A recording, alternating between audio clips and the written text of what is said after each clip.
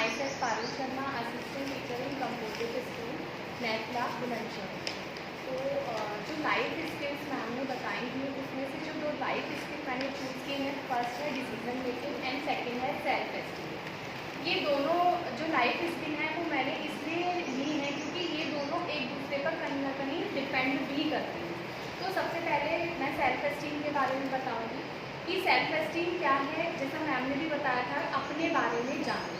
Self esteem क्या है कि कॉन्फिडेंस है जिसमें हम अपने ऊपर ये कॉन्फिडेंस है, ये विश्वास है कि हम इस काम को कर सकते हैं और ये काम हमें करना आता है या कैसे हम इसको ज़्यादा अच्छा कर सकते हैं।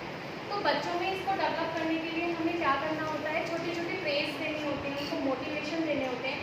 जैसे बच्चे ने आके एक पोएम ही सुनाई तो हम उसको एक रिवॉर्ड में क्लैपिंग कराते हैं या उसको एक टॉफ़ी दे देते हैं, तो बच्चा जो है वो मोटिवेट होता है और उसका सेल्फ एस्टीम हाई होता है कि हाँ मेरे अंदर भी कुछ है और वो मैं कर सकता हूँ।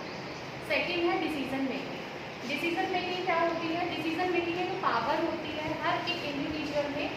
जब भी हम कोई काम करते हैं तो हमें बहुत सारे अल्टरनेटिव मिलते हैं, वो 1, 2, 3 हो सकते हैं कि हमें वो चूज़ करने होते हैं कि उन 2 या 3 ऑल्टरनेटिव में से हम किस एक चीज़ को चूज़ कर सकते हैं जिससे कि हमारा जो वो डिसीज़न है वो बेस्ट हो। मतलब जितने भी ऑल्टरनेटिव हैं हम उसको एक लिस्ट डाउन कर लेंगे कि अगर मैं इस फील्ड में जाना चाह रही हूँ तो मेरे पास ये चॉइस है।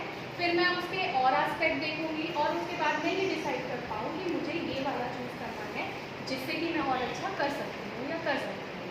तो हमारे जो इंडियन सिनेरियो है उसमें जो डिसीजन मेकिंग पावर है वो बच्चों की कहीं ना कहीं वीक होती है। क्यों?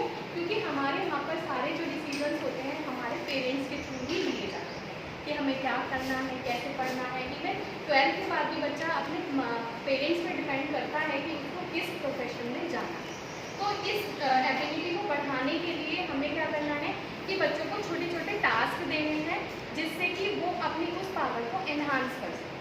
तो मैंने इसमें जैसे बच्चा है कि अगर हमने उसे टास्क दे दिया घर में ही कि तुम्हें ये काम करना है या तुम्हारे पास ये 2 ड्रेसेस है, सिंपल फॉर एग्जाम्पल तुम इनमें से चूज़ करके खुद से पहनो कि तुम्हें क्या पहनना है। वैसे आजकल बच्चे बहुत ज़्यादा इन चीज़ों को खुद से ही करते हैं कि हमें ऐसे करना है। वो बढ़ रही है धीरे धीरे क्योंकि हमारा जो सिनेरियो है वो चेंज हो रहा है।